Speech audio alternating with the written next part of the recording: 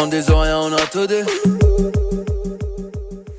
Yes Massive, c'est Spectake et F-Baby pour Power Inutile. On parle pour ne rien dire. Et en disant rien, on a tout dit. Aujourd'hui, on est de retour pour parler d'une anthologie de Clash. Un Clash que les gens ont déjà entendu ce Clash, mais ne savent pas vraiment quelle est l'histoire. Donc, j'envoie un gros big up en tout cas à mon soldat Alan qui m'a permis de retrouver un son que je ne retrouvais pas et qui me permet un peu de compléter un peu plus la vidéo. D'ailleurs, n'hésitez pas à check son application Ileco qui vous permet, attendez, je vais vous lire le résumé. Ileco qui vous permet, où que vous soyez, de trouver, de feuilleter gratuitement en un clic les meilleurs promos en cours des grandes surfaces des magasins aux Antilles-Guyane. Que demande le peuple? On envoie un gros big up à Alan. Aujourd'hui, on va parler du coup de l'homme paille. L'homme paille qui a eu un seul clash, un seul vrai clash dans sa carrière. C'est l'un des moins bien compris de l'histoire des clashs aux Antilles Guyane dans le dancehall justement. Faut savoir que alors ce clash arrive avant 2010, à l'année 2006-2007 environ. Paille est arrivé dans le game, du coup, au milieu des années 2000, 2004, 2005, avec l'enchaînement Night and Day Bal Masqué, comme j'ai déjà pu en parler avant. Bal Masqué qui lui aussi d'ailleurs était une sorte de clash. Il y a eu des théories, enfin moi surtout, qui fait des théories sur qui était la cible de ce clash. J'ai eu des rumeurs, des vents, des bruits de couloir sur qui était du coup la vraie cible de ce clash. Bon, je ne peux pas encore en parler. Peut-être aussi un jour, j'ai les deux protagonistes en interview, on pourra en parler. L'un des deux protagonistes, c'est vraiment assez sûr que ça n'arrivera pas en tout cas. Mais bon, pour l'instant, je ne peux pas dire grand-chose puisque j'ai pas de preuves, j'ai pas de théorie, j'ai pas de lyrics clairs. Mais...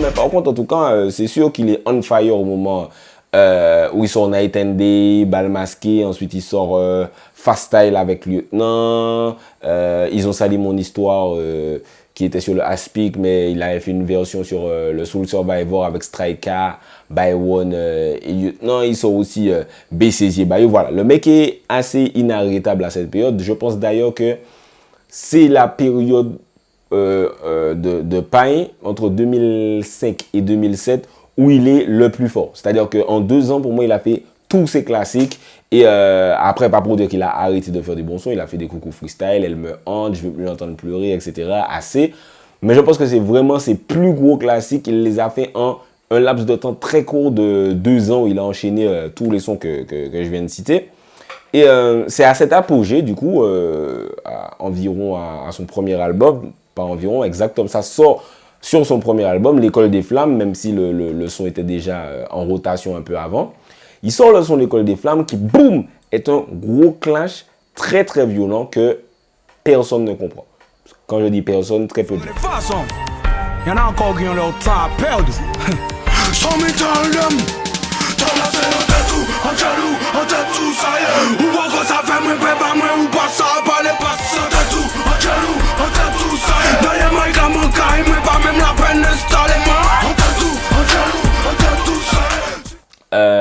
Pourquoi personne ne comprend? Parce que ça arrive et personne n'a compris pour il attaque qui, qu'est-ce qui se passe, etc.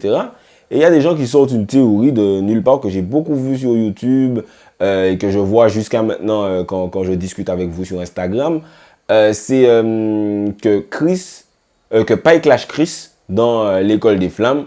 Est-ce que c'est possible? Bon, tout le monde dit que Paille clash Chris parce qu'il dit... alors, il y a l'intro dans L'École des Flammes du petit garçon qui chante légendaire « Petit Samboy est près d'un micro et des fois il parle un peu trop ». Et à un moment, il dit il décide donc de faire un clash. Il a vu pour McDoom, ça marche. Petit Samboy. Petit Samboy est près d'un micro et des fois il parle un peu trop. Il ne raconte que des conneries, donc il n'y a personne qui l'applaudit. Il décide donc de faire un clash. Il a vu pour McDoom, ça marche. Petit Samboy est un...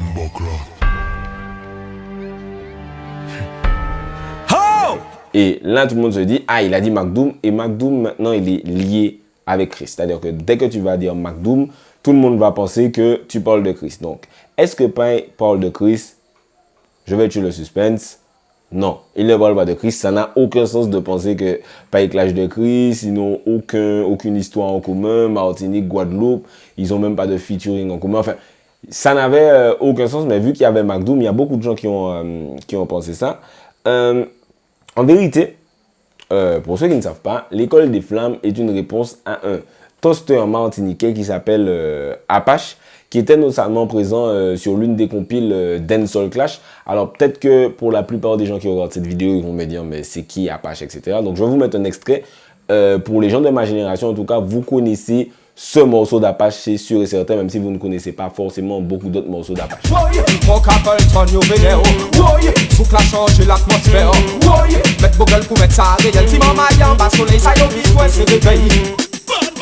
Pourquoi, du coup, Pai clash Apache sur ce morceau? Tout simplement, Apache l'avait clashé juste avant. J'avoue que 10 ans après, je n'ai toujours pas vraiment compris pourquoi Apache l'avait clashé. Il l'a clashé sur le morceau Baltala, sur le Lagues Ridim. Yeah, n'y a le DJ yo ka joué Badman dans lyrics yo. Yeah, des mois yo ka chanter. Et puis yo ça vous a fait masse tomber. Eh man, yo ça même c'est Bouglaria. On pas ni combiner puis pièce pour cycler. C'est là yo les. Vous savez qui ça m'a ka dit yo? Écoutez bien.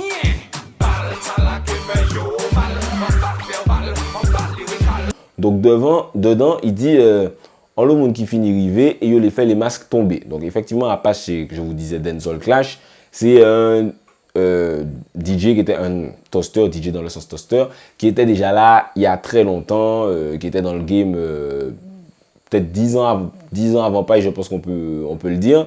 Et donc quand il commence le morceau, il dit le monde qui finit rivé, il fait les masques tomber. Mais après il dit il fait les bad boys, il cabri les Rastaman, mais il même pas Rastaman. Enfin il a pas mal de lyrics et qu'on regarde effectivement dans Bal Masqué, il dit il a crié femme on rat et déclaré que yo Rasta. Non, il a fait slack et déclaré que yo Rasta.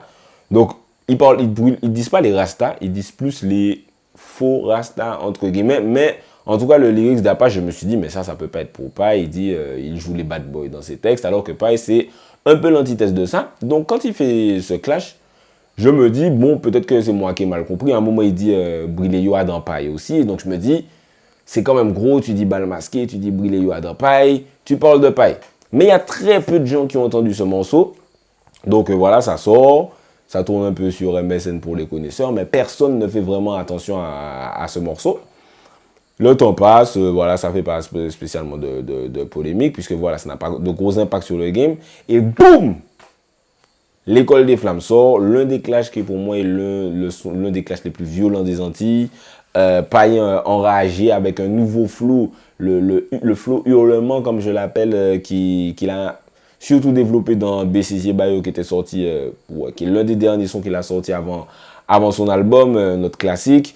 Un refrain qui a marqué tout le monde, t'as là c'est en tête ou, en gelou, en tête ou, ça y est, ou pourquoi ça fait moins, paix, moins, ou pas ça, pas aller sur un crunk un peu, c'était vraiment la grosse période crunk où il y avait Mali qui buzzait pas mal, Shaolin aussi, Dawa aussi.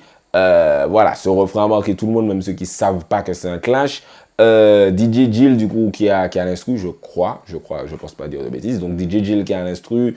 L'instru de base elle est pas incroyable, elle est assez simple, mais qui part directement au 6e niveau des enfers sur le 3e couplet. C'est incroyable ce qui se passe sur le 3e couplet, mais avant d'arriver au 3e couplet, j'ai compris qu'il parlait d'Apache.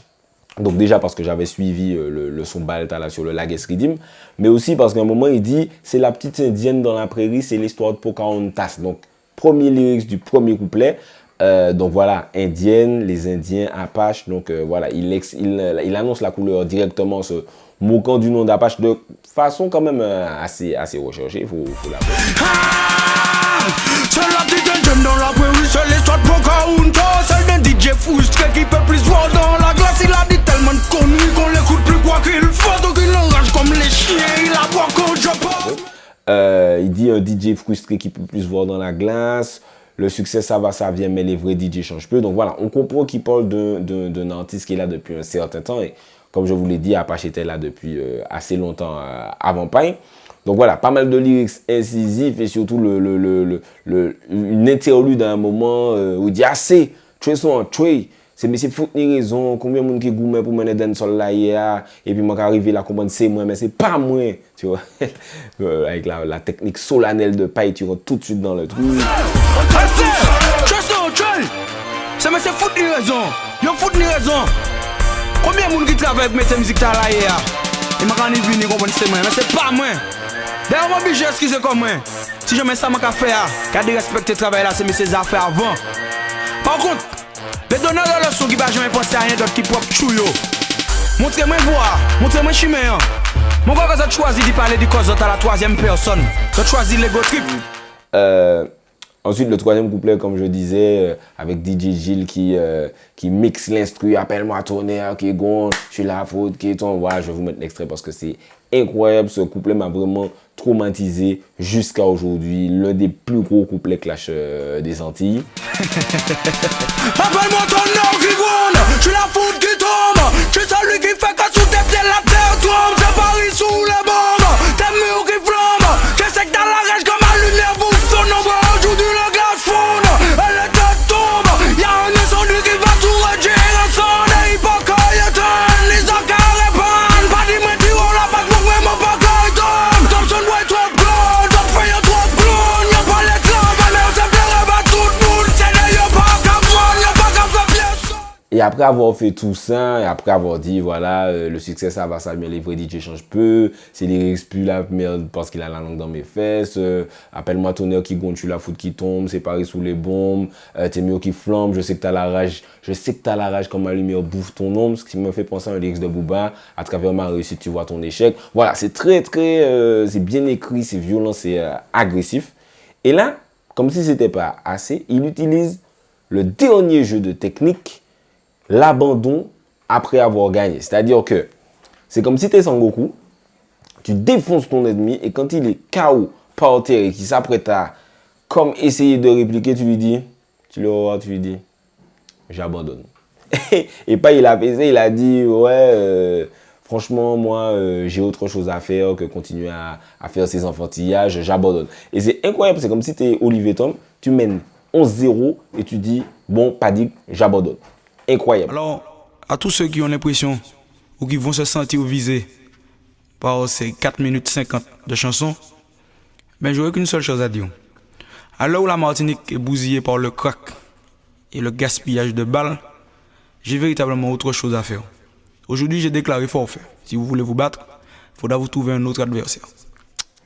Donc voilà, après avoir gagné et en plus, après avoir dit je vous laisse continuer à jouer, moi j'ai plus le temps, je continue le combat. C'était, voilà, l'art de la guerre à son paroxysme en mode je te bats et en plus j'abandonne, qui fait que tu peux même plus me répondre. Et Apache a répondu d'ailleurs avec un son que malheureusement, je suis désolé, j'arrive plus à retrouver. Je crois que ça s'appelait Bris des pailles, un truc comme ça, où il était beaucoup plus direct, où il parlait vraiment il disait vraiment le nom de paille. Tandis que dans Balta, là, il faisait un peu subliminal, machin. Mais voilà, je ne vais pas vous mentir, c'est anecdotique. Il n'y avait aucun vrai lyrics marquant sur paille de mémoire. Franchement, l'école des flammes, c'était assez drôle parce que Sun Tzu, pour ceux qui connaissent, c'est un philosophe qui parle pas mal de la guerre, qui a écrit le livre L'art de la guerre, que je vous conseille de lire quelques extraits pour dans la vie, ça peut toujours aider. Il a dit un truc du genre, je paraphrase, connais-toi toi-même et ton ennemi. Si tu connais seulement l'un d'entre vous, tu auras 50% de chances de gagner. Si tu ne connais aucun d'entre vous, tu as 100% de chances de perdre. Et je pense que vraiment, c'est ce qui s'est passé dans le sens où, quand Apache a clashé Paille, Paille était vraiment en haut à son apogée de buzz aux Antilles. Et Apache, tu vois, les gens l'avaient un peu oublié. Donc voilà, la dernière fois que j'ai parlé de ce clash très rapidement, Apache était assez fâché. Il a dit, ouais, le Samboy que Pline a brûlé, essaye de parler de moi, nanana. Bon, moi, sincèrement, tu vois, quand je fais ces vidéos-là, c'est pas pour critiquer qui que ce soit. Apache, c'est pas mon pote, Paille, c'est pas mon pote non plus. Tu vois, je parle, je dis vraiment la réalité comme elle est arrivée. Et je pense vraiment que quand Apache a choisi Paille comme cible, déjà, je comprends pas d'où c'est venu. Franchement, Paille, c'est pas le gars qui faisait le gars prétentieux, machin, truc. Quand il a clashé Paille, j'ai pas vraiment compris et il a pas vraiment analysé la situation. C'est-à-dire qu'il n'y avait aucune chance que ça se passe bien pour lui à ce moment-là, en tout cas, parce qu'il n'était pas assez dans l'esprit des gens pour s'en prendre au champion in action, c'est-à-dire le gars Paille, tout le monde aime Paille. Jusqu'à maintenant, tout le monde aime Paille. Donc, imaginez à cette période-là, et en plus, Paille qui est arrivé, c'est comme si tu bouscules le petit gars qui a l'air gentil, tu te dis, ouais, je vais le bousculer, lui, c'est une faguette, il va rien faire. Et boum! Droite, gauche, uppercut, boum, KO. C'est exactement ce qui s'est passé avec l'école des flammes. L'un des plus gros, meilleurs, pour moi, l'un des meilleurs clashs des Antilles pour un petit clash sur le Lagues Redeem. Je pense que Paille s'est dit, alors là, tu sais, comme si tu as toujours voulu que quelqu'un vienne te tester. Au fond de toi, tu as toujours voulu faire un raid clash parce que voilà, Paille, il a la culture dancehall comme nous tous. Bon, voilà, il chante aussi du zouk, des sons traditionnels, etc. Mais il a la culture dancehall, peut-être moins que certains, mais il a la culture dancehall aussi. Donc je pense qu'au fond de lui, il s'est dit, hey, frère, franchement, là tu sais même pas, tu vas prendre pour tous les clashs que j'ai pas pu faire avant. Et boum, il s'est lâché, il a fait un seul clash. C'est le seul et unique clash de Paille. Au moins, il faut savoir qu'ils ont fait la paix après. Ça, c'est génial, franchement. Je trouve je trouve ça grand seigneur de la part de Paille, dans le sens où, comme il dit dans l'école des flammes, où parfois qu'on connaît, moi, pas connaît tout, quelqu'un que tu connais pas qui te clash sans raison, t'as aucune vraie raison de faire la paix, mais ça montre que voilà, la paix, c'est toujours mieux. Et voilà, il n'y a eu aucune escalade de violence. Ça s'est arrêté très vite après la réponse d'Apache. Paille n'a pas surenchéri après ça. Donc voilà, c'était vraiment un clash dans les règles de l'art. Une réponse. Paille a dit ce qu'il avait à dire. Apache a eu son droit de réponse. Ils ont fait la paix. C'est magnifique. Mais bon, je pense que si on doit dire, comme je fais souvent, la bataille et la guerre, je pense qu'on peut dire que Paille a gagné la bataille et la guerre. La bataille dans le sens où l'école des flammes, je ne sais pas qui aurait pu répondre à ce clash. Sincèrement, je ne vois pas. Et la guerre, bon, on sait la carrière que Paille a eu et a toujours après l'école des flammes, avant l'école des flammes, pendant l'école des flammes. Donc, je pense que celui-là, on peut le donner à l'homme Paille, Yoni Alpha. Une vidéo qui sera du coup un peu plus courte que d'habitude, je pense, mais il y a tellement de gens qui me demandaient, mais qui est-ce qui clashait dans ce son-là?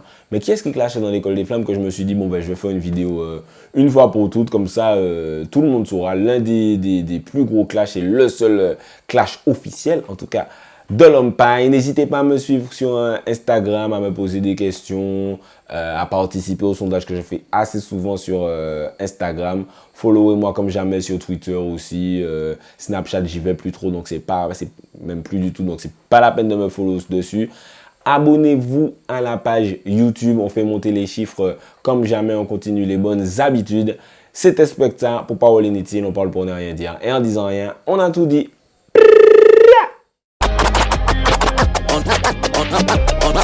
On des oreilles, on a tout dit.